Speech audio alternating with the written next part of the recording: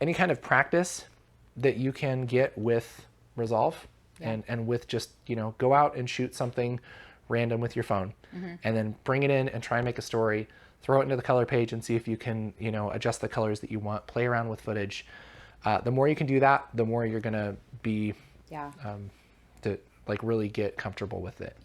I would need to do it in small chunks. So like in order so that I wouldn't be super frustrated. I mean, practicing it with like maybe a, 2-clip video kind of thing. Yeah. And that's okay to do that. Like, I think that people get overwhelmed sometimes and they feel like, oh, I got to make this awesome movie to even learn anything. Like, you can do studies, right? So like, you can just focus on one aspect. Like, okay, I'm going to focus on storytelling. I want to get 5 different shots and I want them to tell a story, and I'm going to put them in the editor and figure out different ways that I can affect the story with editing. It doesn't have to sound great. You don't even have to record sound. True. You don't have to do color correction. It's just the story, right? I love it. Yeah. And then you can do something else for, oh, I want to affect timing, and figure out how short I can tell the story and how long I can tell the story, right? Because those are all different aspects. Absolutely. It's okay to get in and fail. And I can't count how many projects I have, like my, like click on this right here. So the like, home. Yeah, the home thing. Like I have so many projects, like click on old, like I have so many little projects and these are just testing things.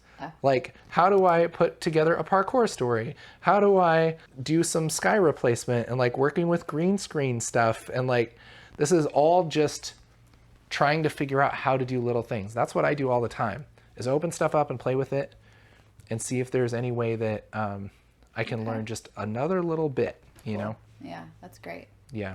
So once you're done with your color, everything already lives in the timeline. So if we switch back to edit page, all of our clips are colored here in the edit page. Cool. Right? And then we can export it just like we would our normal edit. We can either do quick export or if we want to get detailed, we can go into the deliver page. But everything's already color corrected. In fact, you can even adjust things afterwards and continue to do edits after you've color corrected, which is pretty cool. Oh, nice. Yeah. Okay. Yeah.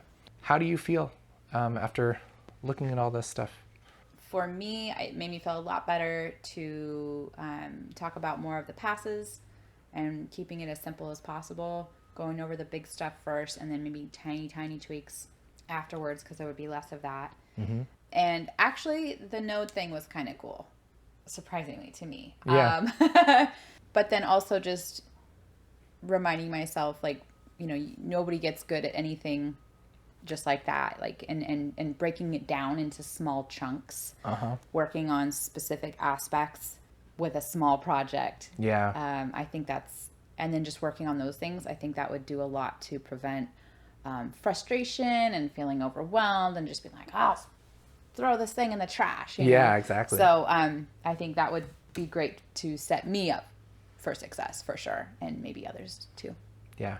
Thanks for being willing to kind of be our guinea pig here. And I hope everyone at home learned a lot. If you ever email ground control, make sure to thank Andy for being awesome and kind of being our test subject here.